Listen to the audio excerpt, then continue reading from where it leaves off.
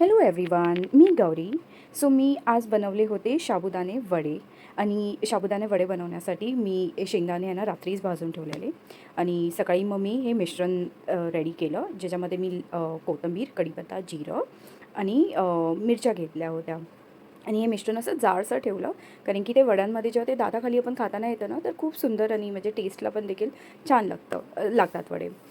तुम्ही साबुदाणा बघू शकता, जेव्हा पण तुम्ही वडे बनवता ना, तुमचा साबुदाणा असा असायला पाहिजे, खुललेला असायला पाहिजे. जास्ती तो स्टिकी असेल ना, तर तुमच्या तोंडात आहे ना खूप स्टिकीनेस फील होतं जेव्हा तुम्ही खाता. आणि शेंगदाण्याचं कूट देखील मी जे वाटले आहे, ते असं भरभरीतच केलं आहे, म्हणजे जाडसर असं ठेवलं आहे. रिझन तेच आहे, की खाताना तुम्हाला शेंगदाण्याचे जे कण तोंडात लागतात ते फार छान लागतात. आणि मग थोडंसं ऑइल ॲड केलं, मग थोडासा सोडा ॲड केला आणि हे थोडंसं वरच्यावर मी मिश्रण हे हलवून घेतलं. त्यानंतर मी बॉईल केलेले जे बटाटे होते त्याला स्मॅश केले. खूप गरम होते, सो मी ते चेपले. आणि ते चेपताना we have to make sure की हे एकदम चांगले बारीक स्मॅश करायचे, म्हणजे ह्याचा जो टेक्स्चर असतो जेव्हा ते वड्यांमध्ये जातो, स्टिकीनेस पण येतं आपल्या वड्यांना, ॲज वेल म्हणजे क्रिस्पीनेस पण छान येतं. आणि त्यानंतर मग मी हे जे बटाट्यांचं जे मिश्रण होतं ते मी ह्या साबुदाण्याच्या मध्ये मिक्स केलं आणि एकदम चांगलं एकजीव होईस्तोपर्यंत मी सगळं ते मिश्रण मिक्स करत गेली, मिक्स करत गेली. आणि त्यानंतर वरतून मी आहे ना चिरलेली कोथिंबीर टाकली. सो कोथिंबीर मी वरतून का टाकली? बिकॉज जेव्हा तुम्ही ते तळल्यानंतर जे वडे बाहेर येतात ना, त्यावेळेस पण खूप सुंदर असे ते वडे दिसतात, त्याला कोथिंबीर लागलेली. आणि मग नंतर मी मी माझं किचन क्लीन केलं, because it's very very important की तुमचं किचन क्लीन असावं. त्यानंतर ॲड केलं ऑइल, आणि जोपर्यंत माझं ऑइल गरम होत होतं मी माझे वडे बनवायला घेतले. तर तुम्ही बघू शकता किती छान असे गोल अशा आकाराचे मी टमटमीत असे मस्त दिसणारे गोल वडे रेडी करत होते. सो असे मी बऱ्यापैकी म्हणजे असे गोळे मी रेडी केले. मी हेच बोलत होते, हे जे कोथिंबीर जे दिसते ना वड्यांमध्ये ती फार सुंदर वाटतं आहे. आणि त्यानंतर असे बरेचसे मी करून घेतले. हां, पण अजून एक गोष्ट मला फार इम्पॉर्टंट तुमच्यासोबत शेअर करायची आहे. मला माझ्या रेसिपीज व्हिडिओजला खूप खूप छान रिस्पॉन्स भेटत आहे सगळ्यांकडून.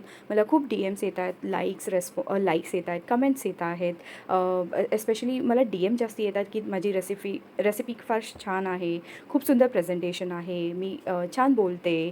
मला खूप एनकरेज करतात लोकं टू की मी यूट्यूबवरती जाऊ आणि अजून म्हणजे इन डिटेल रेसिपी व्हिडिओज टाकू apart from Instagram and WhatsApp. So I am really thankful to all of them who are commenting on my videos. माझ्या रेसिपी व्हिडिओजला खूप सपोर्ट करत आहेत, लाईक देत आहेत, मला इन पर्सन मला फीडबॅक्स देत आहेत. ॲडिशनली मला मेसेजेस खूप येत आहेत की माझी रेसिपी छान आहे. सो माझ्यासाठी हे इम्पॉर्टंट आहे. अँड ॲट प्रेझेंट माझा फोकस आहे की मी कंटेंट क्रिएट करण्यामध्ये मी फोकस्ड राहू. हवेवर माझ्या इंस्टाग्रामला इतके इतके फॉलोवर्स वगैरे नाही, but it doesn't matter, because मला आहे की माझी रेसिपीज छान व्हायला पाहिजे. That is my main focus. Followers तर पुढे वाढणारच आहे, I am pretty sure. So हे तेल जेव्हा गरम झालं ना, मी वडे टाकले आणि तळून घ्यायला सुरुवात केली. सो जेव्हा पण आपण वडे तळतो ना, we have to make sure that ते तेल जे आहे ना जास्ती गरम झालेलं पण नसावं आणि जास्ती थंड देखील नाही. कारण की जेव्हा जास्ती गरम असेल ना तेल, तर काय होतं की तुमचे इमिडिएटली वडे टाकल्या मग करपून जातात, आतून मग ते शिजत नाही. आता तुम्ही बघू शकता हे कसे क्रिस्पी दिसत आहेत आणि आतून देखील ते शिजलेले असतात, कारण की मी कमी जास्ती करून हे वडे शिजवून घेतलेले आहे. सो ऑइलचा टेम्परेचर, हीटिंग टेम्परेचर फार इम्पॉर्टंट आहे, एस्पेशली जेव्हा तुम्ही वडे बनवतात. And please be very careful जेव्हा तुम्ही कोणतेही तेल तळण्याचं काम करत असाल तर खूप कॉशियस राहा. सो हे माझे असे वडे रेडी झाले होते. दिसायला पण सुंदर, कलर देखील छान होतं आणि मग मी हे अशा प्रकारे प्रेझेंट केलं. Thank you so much for watching my video.